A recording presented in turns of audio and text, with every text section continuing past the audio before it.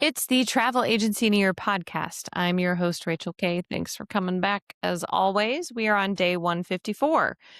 Let's see. It looks like in my handy dandy notebook. Okay. Today's episode is all about getting out of your own way. So, yesterday I rambled on aimlessly about detaching from the outcome. I know I've done another episode in the past on this podcast regarding getting out of your own way, not getting out of your own way, sorry, detaching from the outcome. And we're going to talk about getting out of your own way. So, there's a lot of mindset stuff and a lot of fears, limiting beliefs that are causing you to get in your own way. Yesterday, we talked about detaching from the outcome because you don't have control over everything in the universe, right? So you cannot control every single aspect of your business. Yet, it is very important to have data points to understand, is your conversion rate converting? Is your cash flowing? Like, is this sustainable? Is this actually something that's working? Or is this something you either need to change or maybe give up? And that's okay. Failure is only feedback. Okay. So now we're going to talk about getting out of your own way. And I know I did a whole series of episodes, probably, I think back in the 70s, not the 1970s, but like day 70 through, I think it's like day 74 through day 84, 85. I talked about the top 10 fears travel advisors face. Many entrepreneurs face as well, but uh, for travel advisors when you're building your travel agency. And if you're not sure, but if you're not sure which fears are yours, you can go listen. I think day 74 lists all 10, and then the next 10 episodes are like one for each one. Okay. My voice is super duper dry. Sorry. So, getting out of your own way. This is also has to do with the amount of control that you need to have. Okay. Let's do this in terms of TA in your day to day. Okay. So, we talked about detaching from the outcome yesterday again and getting out of your own way. I'm trying to think of the best examples 'cause I don't have a ton of notes on this episode written down. Let's talk about a time everyone has to deal with, which is the frustrating client. We're all gonna get it. Not especially when you scale to having a lot of clients that aren't like friends or family or friends of friends or you know what I mean?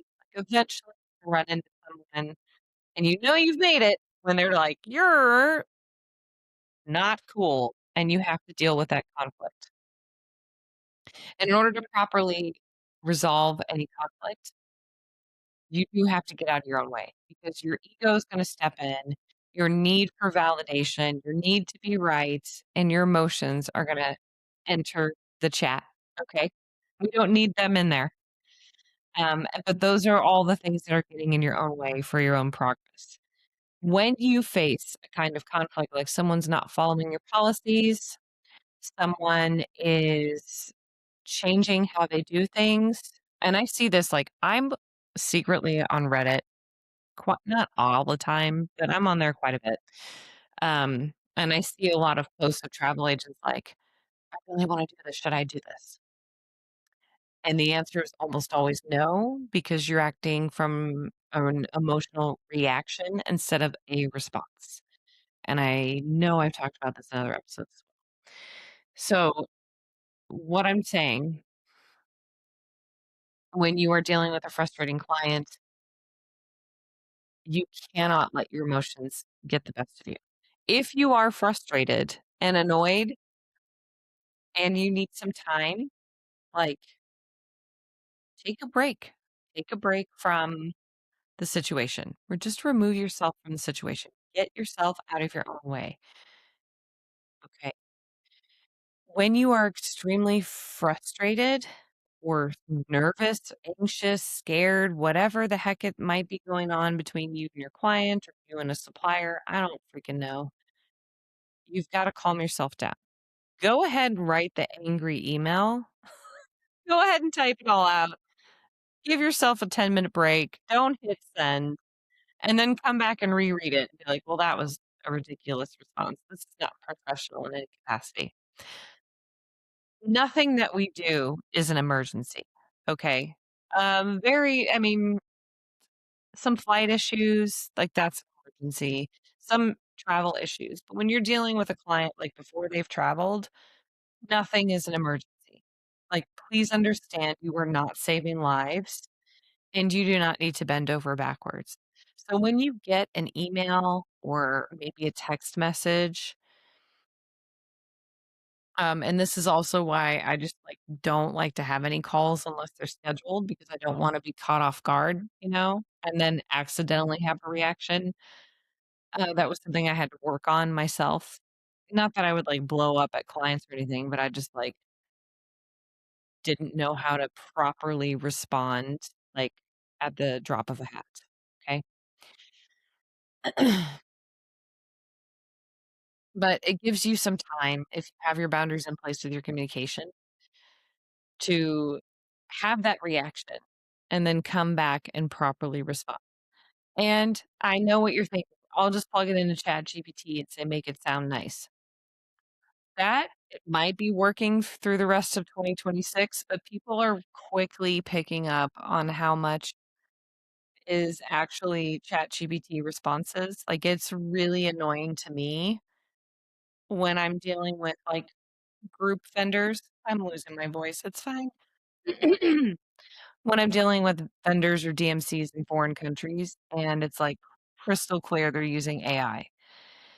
And that's gonna eventually trickle down to your clients, and we don't need that look. Like, you can have, like, all of your automated emails, yeah, they're automated, that's one piece of copy, but when you're actually responding to people, it's becoming very, very obvious that these are AI responses, okay? So gosh, sorry. You wanna be sure that you can take any of the emotion out of interactions if things are heated with you and suppliers or DMCs or clients, okay? Because we gotta be professional. We're all adults here. We don't need to be it blows my mind to see someone in their 40s acting like a 10-year-old, like, especially in email and on social media. Like, it blows my mind the lack of emotional maturity I see all over the internet. Um, and like I said, I've seen this in like Reddit posts. I've had people share posts with me about certain people, like how they just act like they're a 12-year-old throwing a tantrum, you know? And I'm just like, how are these people functioning in society? So back to like the travel agent sub type stuff. I see people talking all the time about how they're annoyed with this customer or client, sorry. Um, and they're just like, I just want to stop working for them. And it's like, you need to have a little bit of integrity. And if you agree to do certain things for them, regardless of how they're treating you to a certain extent, you should fulfill that. So if it's a case where someone is like, "Oh, well, I can do a better job than you, and I'm gonna book these components on my own, and you can have these components," you still continue to serve them. And then when their trip's a shit show because they booked half of it on their own, that's when you be like, "I can't help you with that. You wanted to do that on your own." And, like, guide them towards, like, "You're a dumbass" kind of messaging in a nice way, okay? Do what you say you're gonna do. It's part of the 4 agreements. It's a much better phrase. Let me look it up here. What are the 4 agreements? I have the book. I have them written down. Be impeccable with your word, that's what it is. So you wanna speak with integrity, say only what you mean, use the power of your word in the direction of truth and love. That's how you need to be speaking in your business. Let's just go over the 4 agreements real quick. I've done this before too, but let's do a refresher. Do you speak with integrity when when you are saying only what you mean and only doing what you say you're going to do? And are you doing it in the direction of truth and love? That is being impeccable with your word. When you have to be able to do this even with a frustrating client, and you don't wanna be disrespectful to them, but that's one way of getting out of your own way. Don't take anything personally. Nothing's I'm just reading this from AI search results. Nothing others do is because of you. It is a projection of their own reality. By not taking things personally, you avoid needless suffering. Are you practicing that? When you have someone frustrating you, you're not getting what you want from them if it's like a supplier or a DMC, or conversely, your clients are doing what you ask them to do. Um, I do hear that a lot, like, "Oh, so and so's not getting back to me in a timely manner, blah, blah, blah, da, da, da, da. This is not how I want things to run." Well, what's going on in their life? Because something's taken precedence over finalizing this trip with you.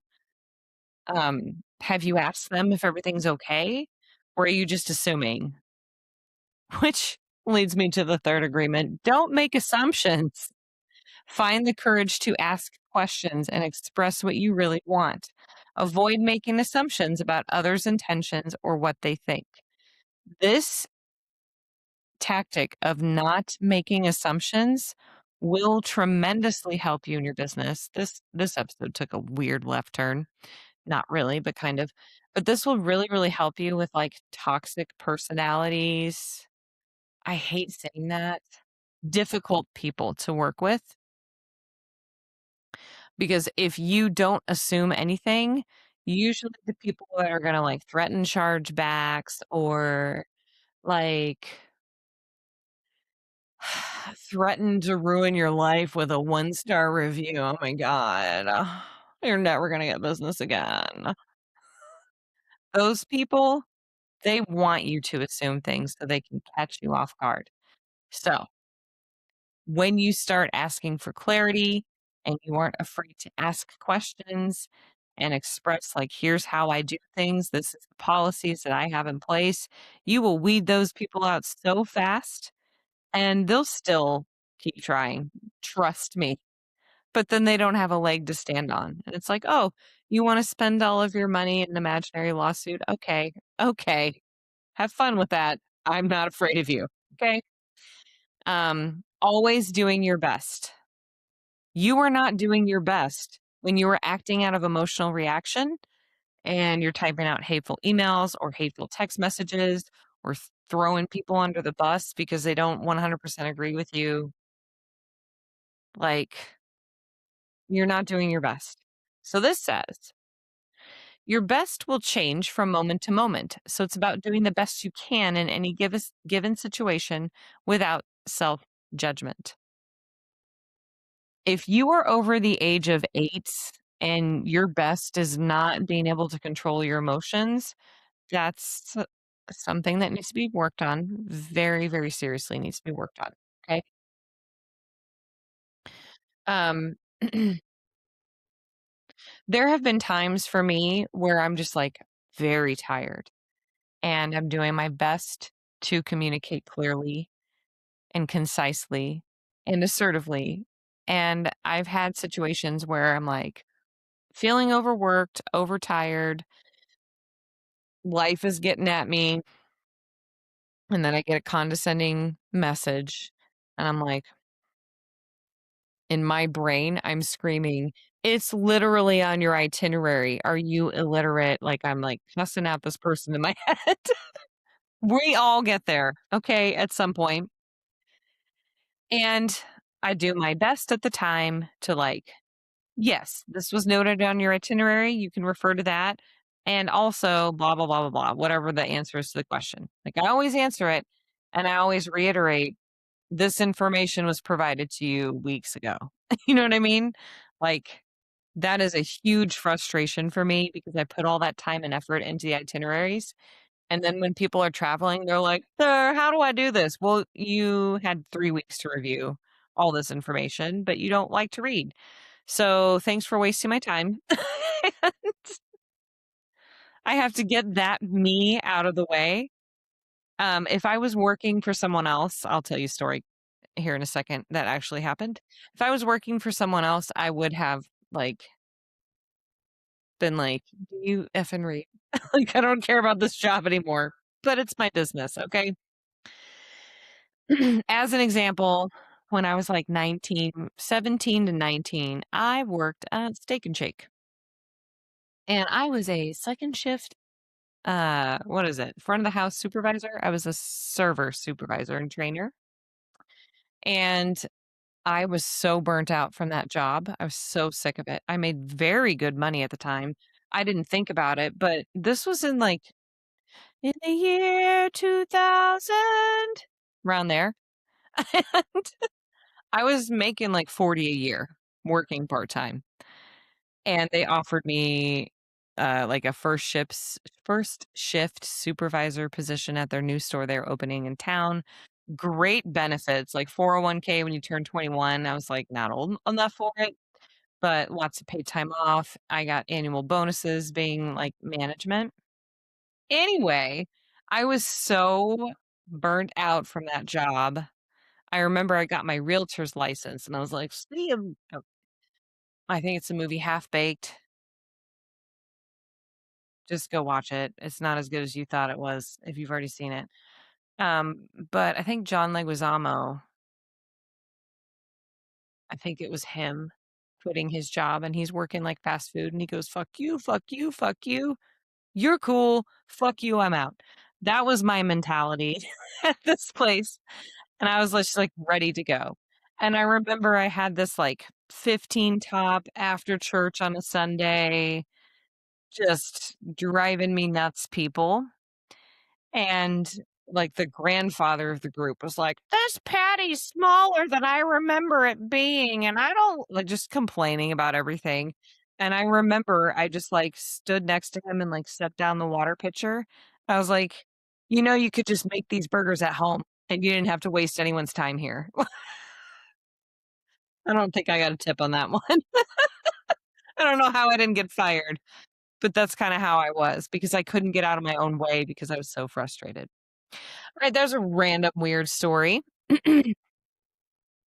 So, I know I've mentioned what is wrong with my voice today? I'm gonna have to take a break.